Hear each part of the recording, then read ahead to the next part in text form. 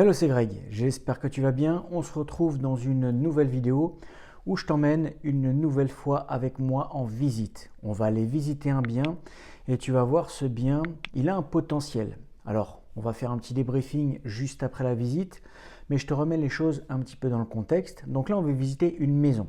C'est une grande maison, elle fait 180 mètres carrés.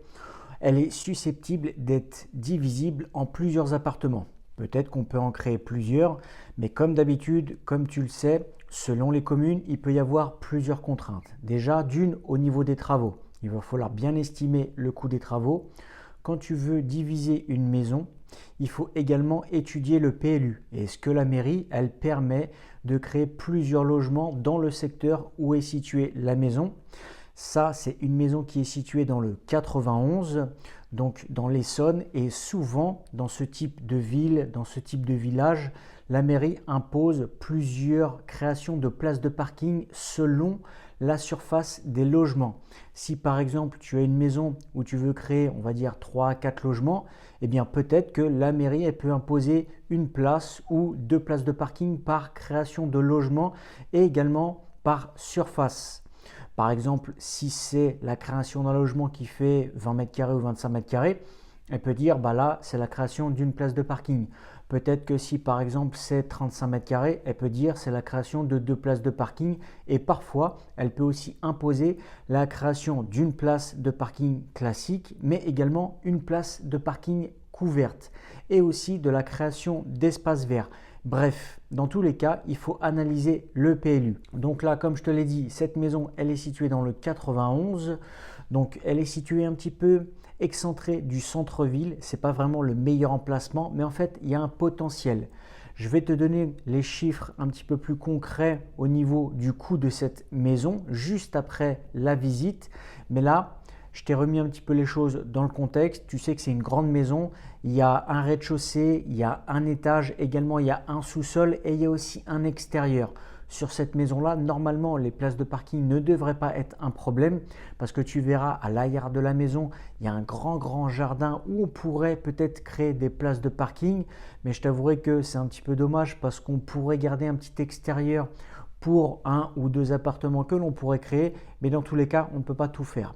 Des fois, on ne peut pas avoir de l'extérieur pour les appartements et créer des places de parking. Il faut voir, il faut peser le pour et le contre. Et comme d'habitude, il faut faire les calculs. Il faut que tu fasses des calculs de rentabilité.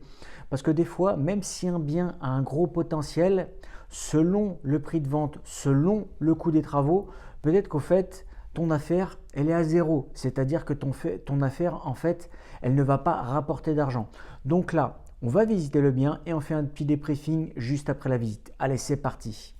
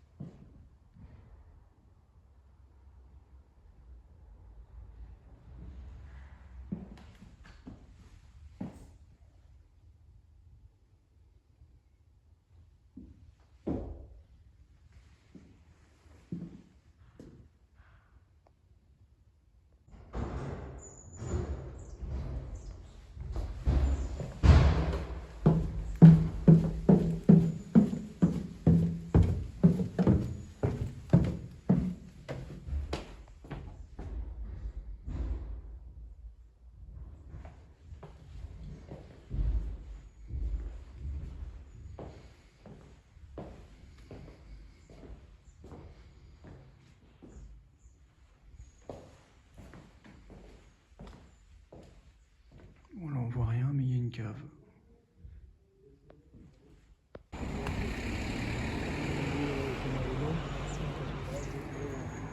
Vous connaissez. Bien regardé.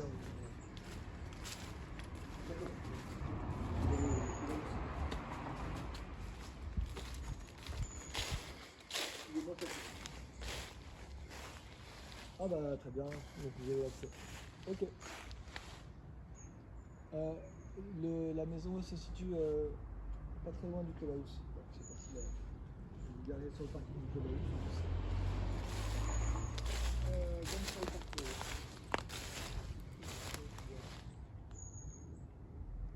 Oui, je confirme rapidement, hein, dès que j'ai eu l'aval de samedi, c'est pas de problème. Alors, comme tu l'as vu, c'est une grande maison. C'est une grande maison qui est susceptible d'être divisible. On peut créer plusieurs appartements. Moi, d'après ce que j'avais analysé, on peut créer à peu près 3, 4 appartements, quelque chose comme ça. Déjà, au rez-de-chaussée, on aurait pu en faire 2. À l'étage, on aurait pu en faire 1.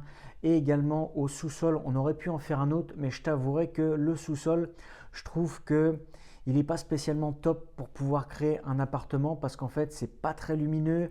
Enfin, on aurait pu le créer, mais on n'aurait pas pu le vendre dans la fourchette vraiment très haute du marché.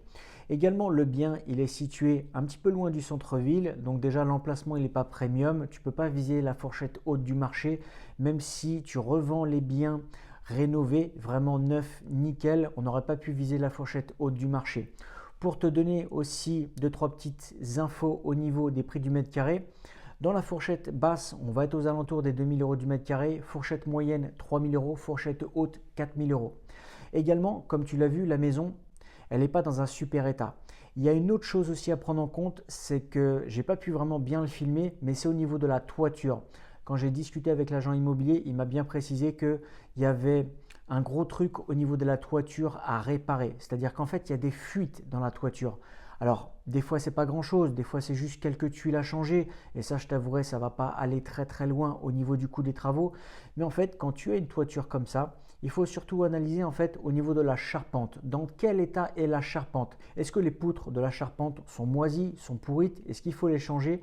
Ça, je t'avouerai que c'est très très important de l'analyser. Alors des fois, c'est compliqué de voir ça parce qu'on n'a pas vraiment accès au grenier ou quoi que ce soit. Et en fait, ça, c'est important de le savoir parce que si par exemple, tu as juste quelques tuiles à changer, ça va. Mais si vraiment tu as toute une charpente à refaire et bien sûr les tuiles après, on va dire toute une toiture complète, je t'avouerai que là, la facture, elle pourrait être très très salée.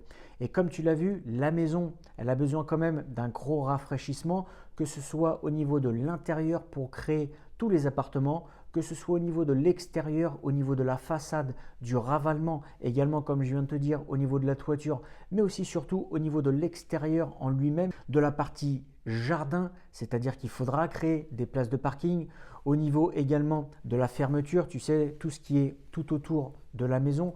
Bref, il y a quand même pas mal de travail à faire pour pouvoir créer quelque chose de vraiment sympathique et transformer cette maison-là en immeuble.